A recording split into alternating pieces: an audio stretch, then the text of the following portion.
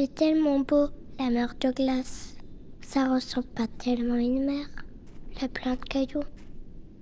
C'est quand même très beau, avec les montagnes autour. Papa m'a dit que la glace avait tout fondu à cause des gaz qui ont cassé le climat. Il m'a dit qu'aussi parfois, il y a des gaz qui s'échappent des frigos et des ballons d'eau chaude quand ils marchent plus. J'ai pas bien compris. Par exemple, j'ai pas compris pourquoi on envoie tout ce gaz dans le ciel si ça fait fondre la mer de glace. Je m'appelle Maloé et j'ai 5 ans. Parmi les gaz à effet de serre dont parle Maloé, certains, comme les gaz fluorés, sont émis en effet par des ballons d'eau chaude et toutes sortes de systèmes de réfrigération en fin de vie. Les gaz fluorés sont de fabrication humaine. On les nomme ainsi en raison de leur composition chimique, à base notamment de fluor.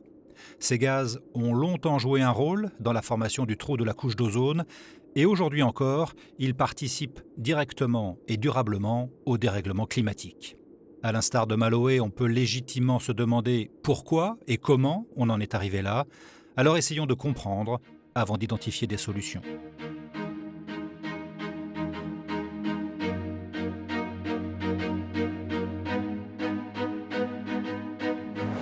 Entre les gaz fluorés et la société de consommation, il y a un lien très étroit. On les a introduits dans les années 20 comme substitut à des réfrigérants. Ce substitut, c'était les CFC inventés par une équipe rassemblée autour d'un inventeur américain, Thomas Midgley, pour une nouvelle branche acquise par General Motors, Frigidaire. L'invention de cette substance, on l'a considérée presque miraculeuse parce qu'elle était inodore, elle ne réagissait pas avec d'autres substances, c'est-à-dire elle était très stable, et puis elle était ininflammable. Et ces trois propriétés fondamentales, il en a fait même la démonstration. Lors d'un congrès américain de la société chimiste, il a inhalé le gaz et il a éteint une bougie devant le public. Ce gaz révolutionnaire, le CFC, chlorofluorocarbure, se révèle bientôt très utile dans d'autres domaines que la réfrigération. À partir des années 50 et 60, il est utilisé dans les bombes aérosols, d'abord pour diffuser des insecticides, puis toutes sortes de produits du quotidien. Il intervient aussi dans la fabrication des isolants thermiques, dans les parois des ballons d'eau chaude et des réfrigérateurs. Au cours des 30 Glorieuses, le CFC joue donc un rôle déterminant dans la modernisation des foyers français. Quant au réfrigérateur, L'arrivée de la réfrigération et de l'eau chaude, c'est complètement central. En fait, ça transforme vraiment de manière radicale les modes de vie. La période de croissance des 30 Glorieuses, elle arrive après une longue période de vaches maigres. Il y a eu la crise des années 30, il y a eu la guerre. Il faut bien se rappeler qu'à la fin des années 40, on manque de tout. On achète à crédit chez l'épicier. Il n'y a pas d'eau chaude au robinet. Et on conserve ces aliments dans un garde-manger ou une glacière. Après-guerre, il y a un effort très très important pour la reconstruction des logements, mais surtout une généralisation de l'habitat collectif à travers la construction des grands ensembles périurbains. Des logements mieux construits, avec l'eau courante, avec des salles de bain et avec progressivement des équipements. Le chauffe-eau qui a des destinations diverses, placé dans votre cuisine, uniquement destiné à vous procurer de l'eau pour vos vaisselles et petits lavages, et vous éviter ces manipulations dangereuses. Pour la baignoire, la douche, un gros chauffe-eau s'impose. Chauffe-eau par accumulation, réserve permanente de 100 à 125 litres d'eau très chaude. Il y a une très forte accélération du taux d'équipement, surtout pendant les années 1960. En 1954, 7% seulement des ménages possèdent un réfrigérateur et au début de 1974, près de 87% disposent de cet appareil. La France bascule dans le monde moderne et la diffusion massive des équipements de réfrigération intégrant des CFC y participe grandement. Mais le phénomène va bien au-delà du confort des ménages. Le développement fulgurant de la chaîne du froid permet en effet l'émergence de l'industrie agroalimentaire, futur fleuron de l'économie française. Alors, un produit miracle, le chlorofluorocarbure? Pas exactement. Au moment même où l'utilisation des CFC explose dans le monde occidental, des scientifiques en découvrent l'extrême dangerosité. Pendant les années 70, Il y a une découverte majeure qui va être faite à l'Université de Californie par Sherwood Rowland et son postdoctorant Mario Molina. Les deux vont publier un article fameux qui va justement pointer le chlore comme responsable très puissant dans la destruction de l'ozone. L'ozone est le seul élément qui filtre le rayonnement ultraviolet B du Soleil. Et donc, si l'ozone ne filtrait pas ce rayonnement ultraviolet, il y aurait des problèmes d'attaque au niveau de l'ADN des organismes vivants. C'est la couche d'ozone qui protège la vie sur Terre. En 1985, des observations menées au-dessus de l'Antarctique viennent confirmer les conclusions des chimistes Rowland et Molina. Ces campagnes de mesure révèlent de manière inquiétante une diminution périodique de la couche d'ozone au-dessus du pôle sud. Sous la pression des scientifiques, la communauté internationale se mobilise et le 16 septembre 1987, un accord multilatéral de protection de la couche d'ozone est signé, le Protocole de Montréal. Un accord historique vient d'être conclu à Montréal par les représentants de 46 pays industrialisés. Ils ont décidé de stabiliser d'abord, puis de réduire progressivement l'utilisation des aérosols contenant des composés de fluor et de chlore. Des films pris par satellite ont clairement montré comment, au-dessus de l'Antarctique, s'accroît d'année en année le trou dans la couche d'ozone. C'est la tache rouge et violette au centre de cette image. L'accord de Montréal est donc un accord fondamental pour tout l'avenir de la vie sur la Terre. À l'heure actuelle, le trou dans la couche d'ozone se forme encore tous les ans. C'est devenu un phénomène saisonnier dans l'hémisphère sud parce que justement la durée de vie des gaz qu'on a émis dans l'atmosphère est très longue et donc la perturbation qu'on a introduite dans l'atmosphère, elle va mettre du temps à se résorber. Mais ce qu'on voit quand même, c'est que le protocole de Montréal a un effet positif sur le trou dans la couche d'ozone. Et on s'attend en fait à ce qu'il soit complètement refermé dans les années 2060-2070. La mobilisation internationale a payé. Le problème du trou de la couche d'ozone est en voie de résolution, notamment grâce aux amendements successifs du protocole de Montréal qui ont conduit à l'interdiction des CFC, mais aussi de leurs substituts appauvrissant la couche d'ozone, comme le HCFC, appelé à disparaître d'ici à 2030. Pour autant, en avons-nous fini avec les gaz fluorés? Hélas non, loin s'en faut. Car il est apparu au fil du temps que si les gaz fluorés étaient néfastes pour la couche d'ozone, ils l'étaient tout autant pour le climat.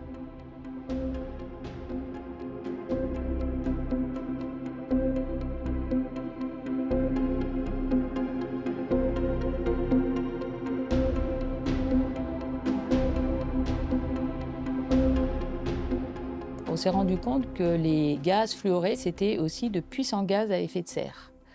Donc certains, en particulier le CFC12, est 12 000 fois plus puissant en tant que gaz à effet de serre que le CO2. Les CFC et puis leurs substituts, les HCFC, les HFC également, tous ces gaz absorbent le rayonnement infrarouge dans une fenêtre spectrale, donc un domaine de longueur d'onde de 8 à 12 microns qu'on appelle la fenêtre atmosphérique. Fenêtre atmosphérique parce que l'atmosphère est transparente à ce rayonnement infrarouge émis par la surface. Donc tous ces gaz sont extrêmement efficaces en fait pour participer à l'effet de serre, absorber le rayonnement et ensuite le renvoyer dans toutes les directions. Les gaz fluorés contribuent à l'effet de serre et donc au réchauffement global. C'est d'autant plus préoccupant qu'il en existe des stocks très importants partout autour de nous, dans les anciens ballons d'eau chaude, les vieux systèmes de réfrigération. Ces gaz sont inoffensifs tant qu'ils sont confinés dans des équipements, mais se révèlent dangereux pour l'environnement lorsqu'ils s'en échappent, généralement quand ces équipements arrivent en fin de vie. Aujourd'hui, pour isoler les parois des équipements, les constructeurs, les fabricants utilisent des mousses expansées qui contiennent d'autres types de gaz qui ont un meilleur profil environnemental. Pour autant, sachant que la durée moyenne de vie de ces équipements oscille entre 8 et 15 ans, les équipements en fin de vie que nous traitons comportent toujours pour une partie d'entre eux des mousses expansées avec des gaz fluorés. On estime qu'il y a environ 17 millions de foyers qui sont équipés avec des ballons d'eau chaude, parmi lesquels subsiste un stock dormant significatif de ballons contenant des mousses fluorées. La problématique des stocks dormants peut inquiéter, car les volumes sont impressionnants. Néanmoins, elle constitue aussi une opportunité, puisque c'est l'occasion de traiter au sein d'usines dédiées ces appareils en appliquant les protocoles qui permettront d'éviter les émissions non contrôlées de gaz à effet de serre. Le stock dormant des gaz fluorés dans les équipements domestiques représente un potentiel d'émissions de gaz à effet de serre considérable, l'équivalent de plus de 700 000 tonnes de CO2 chaque année, rien qu'en France. Pourquoi est-il crucial d'éviter un tel dégazage ? Tout simplement parce qu'il y a déjà beaucoup trop de gaz à effet de serre accumulés au-dessus de nos têtes depuis la révolution industrielle. Et rappelons-le, plus il y en a, plus les températures augmentent à la surface du globe. Dès lors, une question se pose. Quelle quantité de gaz à effet de serre peut-on encore émettre pour espérer rester sous le seuil des 1,5 degrés d'augmentation de la température moyenne sur Terre ? C'est le seuil fixé lors de l'accord de Paris sur le climat en 2015. Pour répondre à cette question, le GIEC, groupe d'experts intergouvernemental sur l'évolution du climat, a mis en place un indicateur, le budget carbone, en référence au principal gaz à effet de serre issu de la combustion des énergies fossiles. Pour expliquer ce concept de budget carbone, l'analogie avec le seau est assez parlante. Tous les pays veulent utiliser le plus d'espace du seau possible, sauf que le seau est de taille finie. Et une fois qu'il n'y a plus d'espace, ça signifie que le budget carbone est épuisé. Ce seau a commencé à se remplir à partir de la première phase d'industrialisation, principalement en Europe et aux États-Unis. Suite à ça, à partir des 30 Glorieuses, on voit le remplissage du seau qui commence à s'accélérer. Et avec une explosion à partir du début des années 80 et l'émergence de pays gros énergivores comme la Chine et l'Inde. Aujourd'hui, il nous reste donc ce qu'on appelle le budget carbone résiduel, qui est la quantité totale de CO2 équivalent qu'on peut encore se donner le droit d'émettre pour respecter ce seuil de hausse des températures. Au rythme actuel des émissions de gaz à effet de serre, le budget carbone sera dépassé avant la fin de la décennie, soit 10 ans plus tôt qu'initialement prévu par le GIEC.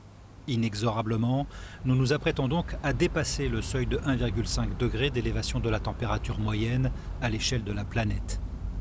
Conséquence déjà perceptible, une augmentation de la fréquence et de l'intensité des phénomènes météo extrêmes, les canicules, les sécheresses ou encore les pluies torrentielles à l'origine des inondations les plus dévastatrices. L'histoire ne s'arrête pas là.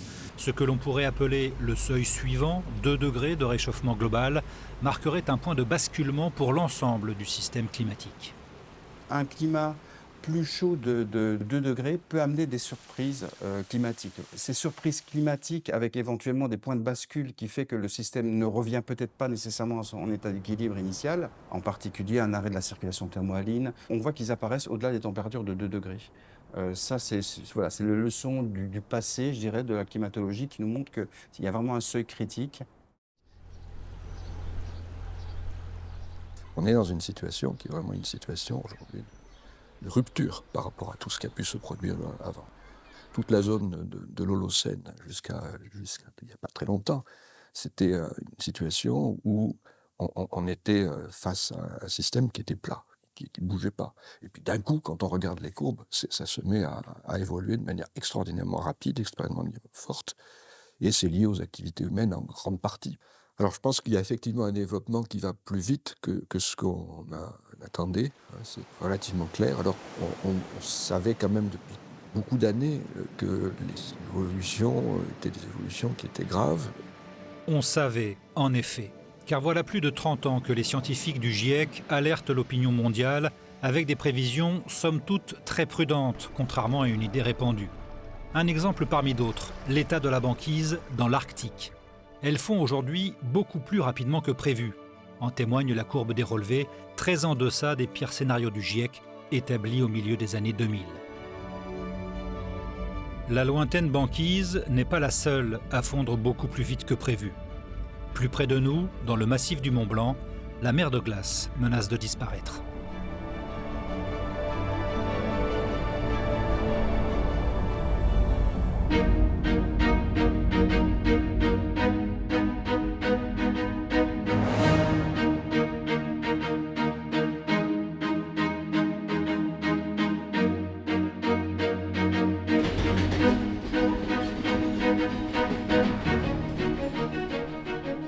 Alors la mer de glace, c'est un glacier effectivement qui est en phase de retrait, et notamment depuis 2015 où quasiment tous les étés sont caniculaires. En termes de longueur, on perd plusieurs dizaines de mètres tous les ans.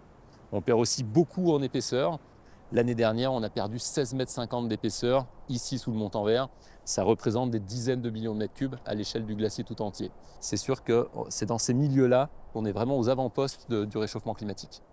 Les avant-postes du dérèglement climatique, là où le réchauffement global s'impose au regard de tous, là où les glaciers fondent à vue d'œil.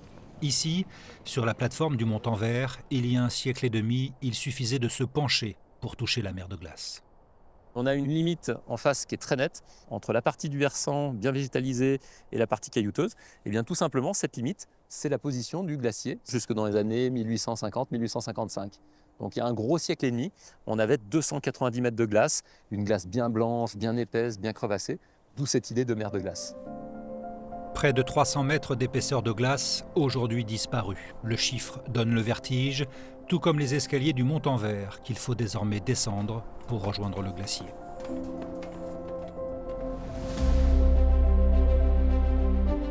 On vient d'arriver sur la mer de glace. On va prendre la moraine centrale. On passe le premier virage. On devine que le glacier fait un deuxième virage vers la droite. À peu près à ce niveau-là, on se retrouvera en face des échelles des balcons de la mer de glace qu'on va emprunter pour remonter jusqu'au refuge du couvercle. Moi, j'ai passé mon diplôme en 2000. On faisait encore des écoles de glace à proximité du Montanvert. Aujourd'hui, pour s'exercer au cramponnage, il faut marcher plus d'1 heure et demie sur des cailloux, sur les moraines sur le côté pour arriver à trouver quelques lames où on peut encore s'exercer au cramponnage. Plus les années passent, plus j'ai un sentiment de tristesse en voyant les paysages de montagne qui évoluent. Et puis j'ai peur en fait d'aller en haute montagne. N'importe où qu'on soit, moi j'ai dans la tête qu'il y a un risque d'éboulement, d'effondrement. Ici au Montanvert, on a une vue absolument magnifique sur la face ouest des Drus. C'est une paroi de 1000 mètres de haut, presque verticale. C'est un alpiniste italien qui en a fait l'ascension. Sur la droite, au niveau d'un pilier qui a d'ailleurs pris son nom, le pilier Bonatti. Et aujourd'hui, on ne peut plus gravir ce pilier, puisqu'en juin 2005, l'ensemble du pilier s'est écroulé du fait de ce que l'on appelle la dégradation du permafrost, c'est-à-dire le réchauffement des terrains gelés en permanence. Ce gel permanent permet la présence de glace dans les fissures. C'est une glace qui a plusieurs milliers d'années, qui assurait une sorte de colle. On parle de ciment de glace, de béton de glace. Et tout simplement, aujourd'hui, du fait du changement climatique, on va dégrader ce ciment, ce qui fait qu'on a des pans entiers de montagnes qui se déstabilisent.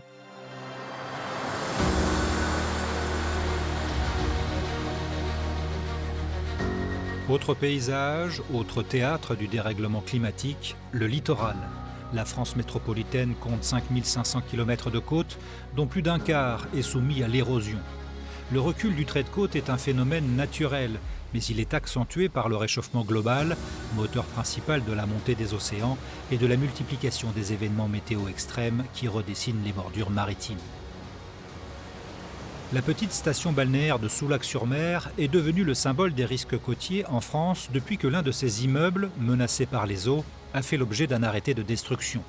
La résidence, au nom prémonitoire, Le Signal, n'était pourtant pas si ancienne, elle a été construite en 1970. Mais à cette époque, la mer était loin, à plus de 200 mètres. Au moment de la destruction de l'immeuble, les habitants de Soulac et de la région se sont succédé devant le symbole du signal. L'érosion a fait qu'aujourd'hui, la mer était juste à 15 mètres de l'immeuble et donc voilà, on est arrivé à l'évacuation obligatoire des habitants. Moi, je viens à Soulac depuis 1985. C'est dommage parce que ça faisait partie du décor et moi, ça me fait mal au cœur. Ils se sont sacrifiés pour acheter leur appartement. Moi, c'est ce qui me touche. Je connais Soulac depuis que je suis gamine, hein, puisque mes premières vacances se sont faites à Soulac même. Il n'est plus du tout protégé, cet immeuble-là. Il n'y a rien qui le protège. Hein. Donc quand on voit que quand l'océan est en furie, il arrive à monter jusque dans les commerces, autant dire que le signal, il n'était plus du tout protégé. Soulac-sur-Mer n'est pas un cas isolé. Un décret de 2023 dresse la liste officielle des communes françaises menacées par l'érosion du littoral. On en dénombre 242.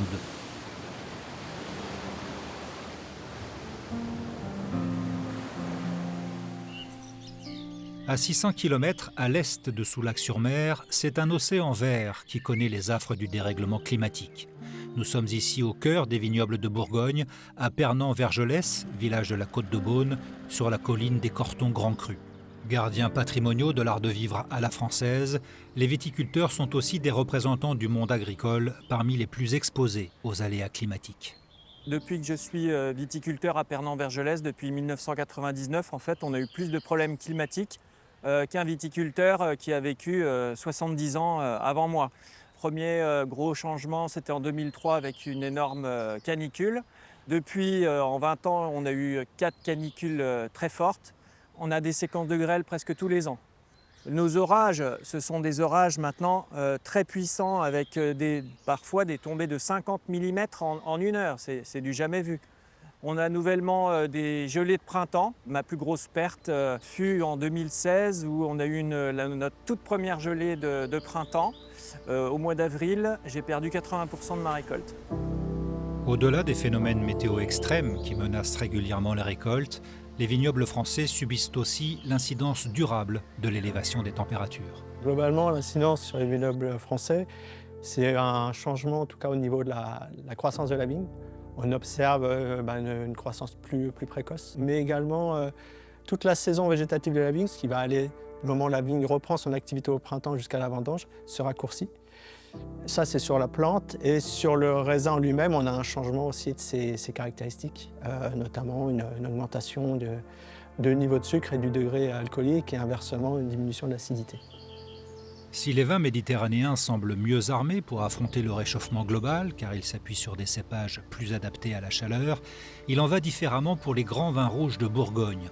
Corton, Romanée-Conti, Clos de Vougeot, Gevrey-Chambertin, on peut légitimement s'interroger sur le devenir de ces vins de légende.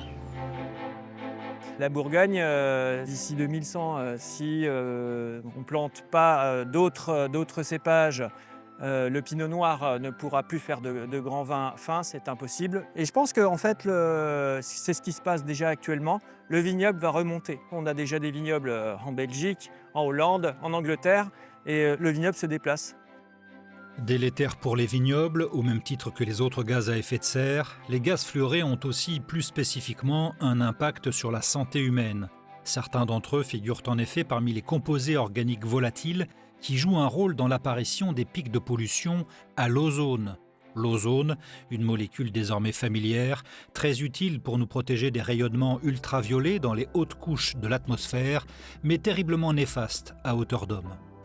Nous avons réalisé 2 études sur le lien entre exacerbation, c'est-à-dire aggravation ponctuelle, d'une maladie respiratoire chronique très fréquente qui s'appelle la BPCO, la bronchopneumopathie chronique obstructive, pour corréler aux variations d'un certain nombre de polluants. Donc les principaux résultats sur les 2 études, on a retrouvé un lien entre pic d'ozone, et là, quand je parle de pic, c'est par rapport aux valeurs réglementaires, et exacerbation de BPCO, pic de consultation aux urgences, puisque nous, on enregistrait les passages aux urgences de nos patients. Le test, il va durer une dizaine de minutes à peu près, d'accord? Allez, c'est parti, vous pouvez pédaler. Voilà, faut lancer la machine. Voilà, super. Donc jusqu'à 60. Au moins 60, ouais. Notamment l'ozone, qui est un gaz, va pénétrer très profondément dans le poumon et va entraîner des altérations finalement de ce que vous voyez là en rouge, qui est la muqueuse, donc qui peut la rendre plus fragile. Généralement, chaque crise qui en tout cas entraîne une hospitalisation est un pas de plus dans l'aggravation de la maladie. En France, selon la Haute Autorité de Santé, la BPCO touche environ 7,5% de la population adulte, soit près de 3,5 millions de personnes. On le voit, l'impact des gaz fluorés sur nos vies et notre environnement est multiple et protéiforme. Pour y faire face, seule l'action promet de payer. Les grandes actions collectives comme la somme des actions individuelles. Les actions des pouvoirs publics comme celles des entreprises. La filière des déchets d'équipements électriques et électroniques est en première ligne pour prendre en charge l'imposant stock dormant de gaz fluorés dans les appareils domestiques en fin de vie. La chaîne de traitement et de dépollution des réfrigérateurs est bien connue, elle est opérationnelle depuis les années 2010. En revanche, celle des ballons d'eau chaude nécessite d'ouvrir un nouveau chapitre de notre histoire.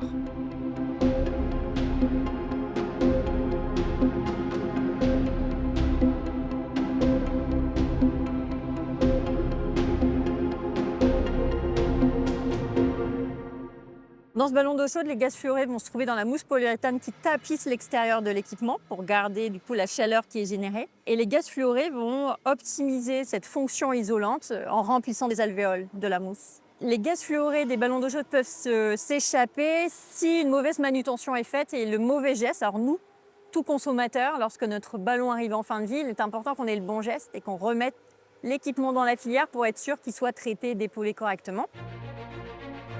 Dépolluer les ballons d'eau chaude pour en capter les gaz fluorés. C'est désormais l'objet d'une filière industrielle créée à l'initiative d'écosystèmes avec les spécialistes du recyclage, les gestionnaires de déchets, mais aussi les fabricants d'équipements, les fédérations professionnelles et les pouvoirs publics. La France est le premier pays d'Europe à mettre en œuvre une filière industrielle de traitement et de dépollution des ballons d'eau chaude avec un calendrier de mise en place volontariste. Ouverture de la première chaîne de traitement en juin 2024 et, dans un deuxième temps, lancement de 4 autres sites de traitement opérationnels entre septembre 2024 et octobre 2025. La mise en œuvre de cette filière est le fruit d'un long processus. En 2006, quand Écosystème a commencé à collecter les déchets électriques et électroniques, nous collections en déchetterie seulement 17% des ballons d'eau chaude en fin de vie. Le reste était traité par les entreprises de récupération et de broyage de métaux, à qui les plombiers et les chauffagistes, notamment, vendaient directement les ballons d'eau chaude usagés pour leur valeur métallique. Ce n'est qu'à partir de 2017, quand les récupérateurs de métaux ont une obligation de contractualiser avec un éco-organisme, que nous avons pu collecter beaucoup plus de ballons d'eau chaude. On est passé d'une moyenne de 4 000 tonnes par an à plus de 50 000 tonnes par an. Alors, pour définir précisément le processus de traitement et de dépollution des ballons d'eau chaude, il a d'abord fallu mener différentes expérimentations. Encore une fois, nous sommes les premiers en Europe à créer ce type de filière. Il n'y avait pas de modèle tout prêt. Finalement, après 2 ans et demi d'expérimentation et une période Covid, nous avons lancé en 2022 un appel à projet pour le traitement des ballons d'eau chaude en milieu confiné. C'est ce projet qui se concrétise en 2024 avec les premières unités de traitement qui sortent de terre. Le Vigan, 50 km au sud de Poitiers. C'est ici, dans un paysage de bocage, qu'un des premiers centres de traitement verra le jour. L'entreprise Decons, spécialiste du recyclage, y acheminera des ballons d'eau chaude en provenance de ses 22 sites du Grand Sud-Ouest, avec pour objectif d'en traiter entre 15 et 19 000 tonnes chaque année. Alors l'investissement pour les établissements Decons, c'est aux environs de 10 millions d'euros. Cet investissement comprend l'aménagement du site pour recevoir cette installation de ballons d'eau chaude et aussi l'installation partie machine en elle-même. Les ballons d'eau chaude vont être chargés dans le convoyeur, vont passer dans un premier broyeur, ensuite un deuxième broyeur. On sépare la ferraille, l'alu et le plastique et on récupère et on aspire les gaz fluorés qui sont stockés ensuite dans un réservoir. À la sortie des unités de dépollution, les gaz fluorés seront conditionnés, selon les centres de traitement, à l'état liquide ou gazeux, puis expédiés vers des sites spécialisés dans la destruction de déchets dangereux. Déchets dangereux. En amont des centres de traitement, ce sont tous les acteurs de la filière qui doivent s'imprégner de cette réalité. Un ballon d'eau chaude en fin de vie est un déchet dangereux. Très concrètement, cela signifie que l'intégrité des équipements doit être conservée coûte que coûte à toutes les étapes de la chaîne logistique conduisant aux unités de dépollution. Première étape, le point de collecte, l'endroit où les particuliers et les professionnels, plombiers, chauffagistes, déposent les ballons d'eau chaude hors service. Typiquement une déchetterie ou une zone de dépôt chez un distributeur, comme ici. Une première étape qui présente un premier risque de dégazage lors de la récupération des ballons. Voici un exemple de bonne pratique à mettre en œuvre pour éviter un tel risque. Donc certains points d'enlèvement, ils stockent les ballons d'eau chaude de manière verticale sur des palettes peut-être adaptées, ou même d'espèces de racks qui permettent au chauffeur en fait, de venir tout simplement avec un diable, le basculer sur son diable, le charger, ou de mettre 2 palettes, donc une palette à plat plus une palette renversée, qui permet de caler bien les ballons d'eau chaude et former une espèce de pyramide. Ce qui permet au chauffeur, effectivement, avec un transpal, du coup, de la manipuler le moins possible, de facilement charger la palette sur le camion. Les ballons d'eau chaude sont chargés, sécurisés en prévision du transport, direction le centre de regroupement. Comme son nom l'indique, c'est l'endroit où sont centralisés les équipements en provenance de différents points de collecte avant leur acheminement vers les centres de traitement, où ils seront dépollués. Le centre de regroupement est un lieu stratégique dans la préservation de l'intégrité des ballons d'eau chaude, car ils font l'objet ici de différentes manipulations. Illustration chez Envie de Zeu Aquitaine. Après réception du camion qui arrive sur nos quais de déchargement, les cumulus sont déchargés les uns après les autres, passent sur une balance où ils seront pesés à l'unité. Une fois pesés à l'unité, ils seront amenés à côté des bennes pour être chargés par un chariot élévateur dans la benne, tout en faisant attention au produit pour ne pas l'abîmer. Et ensuite, une fois que la rangée sera terminée, on viendra avec un bélier pousser l'ensemble pour pouvoir l'amener jusqu'au fond de la benne et continuer à charger la benne jusqu'au bout. On constitue des rangées de 4 par 4, gentiment. Et une fois qu'il y en a 16, je vais chercher le bélier pour pousser dans la benne et recharger 16 cumulus. Aussi originale qu'efficace, cette méthode du bélier a été imaginée par le personnel d'Envie de Zeu Aquitaine. Celui-ci a même dessiné les plans de l'instrument, spécifiquement conçu pour être manipulé avec un chariot élévateur, avant d'en confier la réalisation à un chaudronnier. Le besoin donc, a été identifié par les opérateurs parce que trop de chauffeurs montaient sur les bennes pour rétablir les machines ou les cumulus, les remettre comme il faut, et donc un risque important d'accident de travail. Donc la réflexion s'est faite sur le terrain et par rapport à cette réflexion-là, donc on a fait cet outil-là qui a aujourd'hui limite, on va dire, à 95% l'intervention humaine à l'intérieur d'une benne. Donc les avantages de ce système-là, c'est une intégrité des produits, des bennes bien chargées, donc avec une benne en moyenne dans les 5 tonnes et demi. Avant cet outil-là, on était dans les alentours des 4 tonnes et puis l'intégrité de notre benne où aucun chariot ne monte à l'intérieur de nos bennes. Cette manière de charger les ballons d'eau chaude, en fait, ça répond à 2 grosses problématiques. Principalement, en fait, permet d'acheminer le ballon d'eau chaude au centre de traitement le plus intègre possible. Plus ils arrivent intègres, plus on peut dépolluer ces gaz correctement. Ça, c'est la première. Et la deuxième, ça nous permet quand même d'optimiser pas mal le chargement et du coup diminuer le coût et tous les impacts à l'environnement parce qu'on a beaucoup moins de rotation entre un centre de regroupement et un centre de traitement. Des chargements optimisés et des ballons d'eau chaude qui ne sont pas abîmés lorsqu'ils arrivent au centre de traitement, c'est donc, quelle que soit la méthode, tout l'enjeu de la filière. Un seul ballon d'eau chaude préservé en fin de parcours, c'est la promesse d'économiser l'équivalent de 200 kg d'émissions de CO2. Le chiffre est impressionnant, pourtant il ne concerne que les équipements comportant des gaz fluorés parmi les plus récents. Si on parle d'une génération beaucoup plus ancienne qu'on récupère encore dans nos gisements à hauteur de 20%, donc des ballons d'eau chaude qui sont isolés uniquement au CFC, eh bien, il y a un potentiel de pollution de 1700 kg de CO2, ce qui est colossal. Pour donner une équivalence, ça correspond à un aller Paris-New York en avion, juste pour un ballon d'eau chaude. L'impérieuse nécessité de veiller à l'intégrité des ballons d'eau chaude, afin d'éviter tout risque de dégazage, vaut également pour 2 autres catégories d'équipements destinés à être dépollués dans les mêmes centres de traitement, les meubles froids professionnels et les réfrigérateurs non intègres. Gros plan pour commencer sur les équipements de froid professionnels. Ces meubles frigorifiques, que l'on retrouve notamment dans les magasins d'alimentation, devraient représenter une part significative des flux dans la filière au cours des prochains mois. En effet, de nombreux supermarchés doivent renouveler à court terme tout ou partie de leur parc de meubles frigorifiques pour se conformer à la réglementation européenne sur les gaz fluorés. Illustration dans un supermarché à La Garde, dans le Var. Aujourd'hui, un projet de renouvellement d'un parc aussi important de froid. Sur un magasin de 2500 m², ça représente environ 115-120 meubles froids à changer. Un directeur de magasin qui souhaiterait renouveler son parc froid doit avant tout considérer que ces matériels sont en fin de vie des déchets dangereux à base de gaz fluoré. Une fois décision prise, des entreprises frigoristes viennent désassembler les matériels pour qu'il n'y ait plus de gaz au niveau de leur réseau. Suite à cela, les équipes doivent faire un démontage précautionneux afin de garantir le plus possible l'intégrité du matériel. Ce dernier, sur un chantier comme celui-ci, va être stocké dans le hangar avant d'être collecté. La bonne pratique à mettre en exergue, une fois qu'on a sorti le matériel et qu'il est en bon état, il faut le lever à travers un moyen de levage de manutention qui soit préservant. Typiquement là, des fourches pour prendre par-dessous le matériel et le poser dans le camion. Également, comme on le voit là, la zone a été assez bien définie et l'opérateur a de la place pour tourner en sécurité.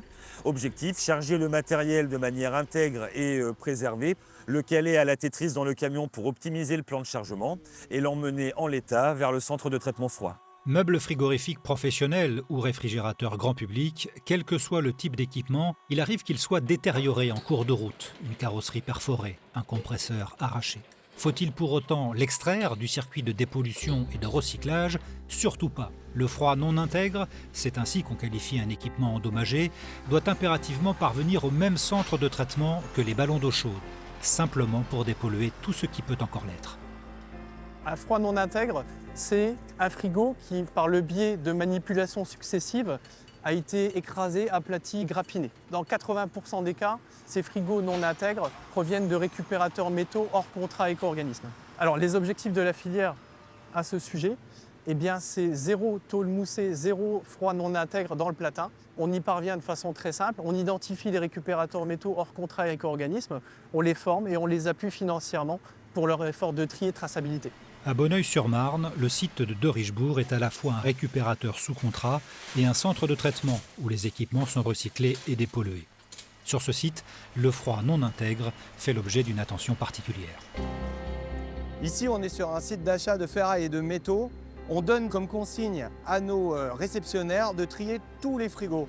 Et là, par exemple, vous voyez dans ce tas, on peut voir un frigo qui n'est pas intègre, mais on va quand même aller le capter. Le frigo non intègre va suivre le même processus que le frigo intègre, c'est-à-dire qu'il va être recyclé. On va aller capter aussi les gaz qui sont présents dans les mousses. Tri, collecte, transport, toutes les bonnes pratiques, toutes les initiatives que nous venons d'explorer illustrent la mobilisation progressive de la filière pour promouvoir une manutention rigoureuse des équipements contenant des gaz fluorés.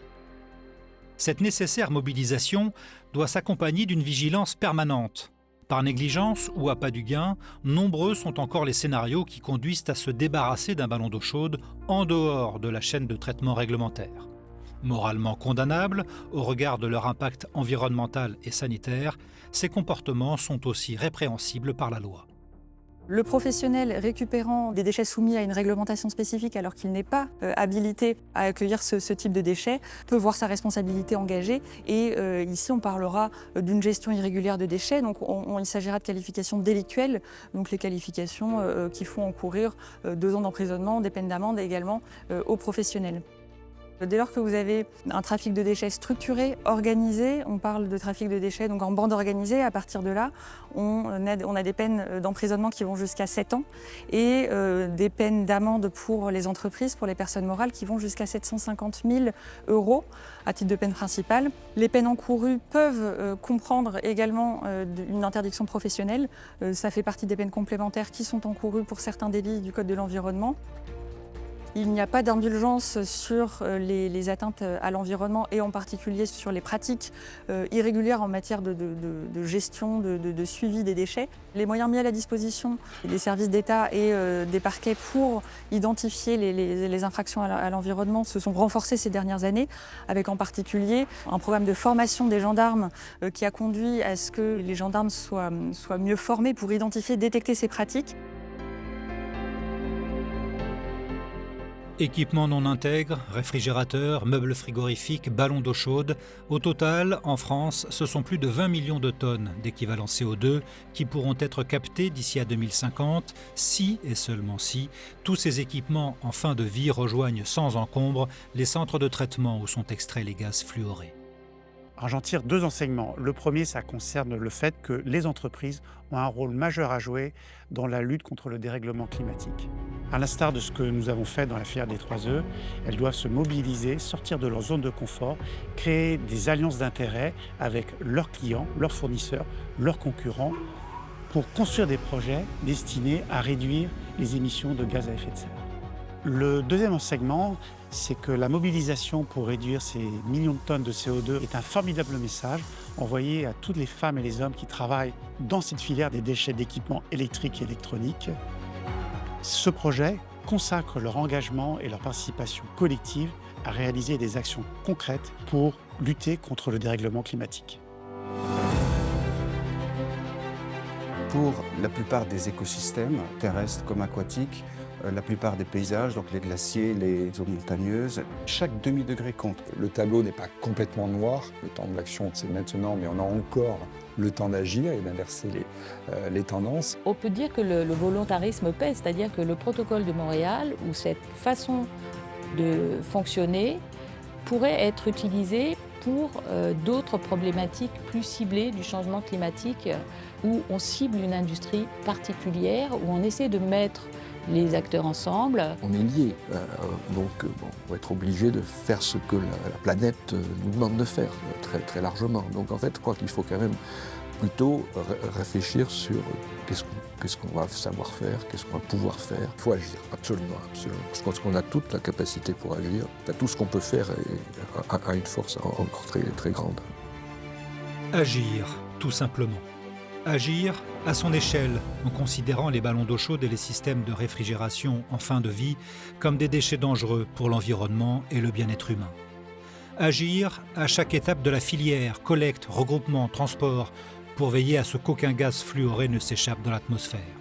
Enfin, agir pour savoir quoi répondre aux générations futures lorsqu'elles nous demanderont « Et vous, qu'avez-vous fait pour protéger notre avenir ?»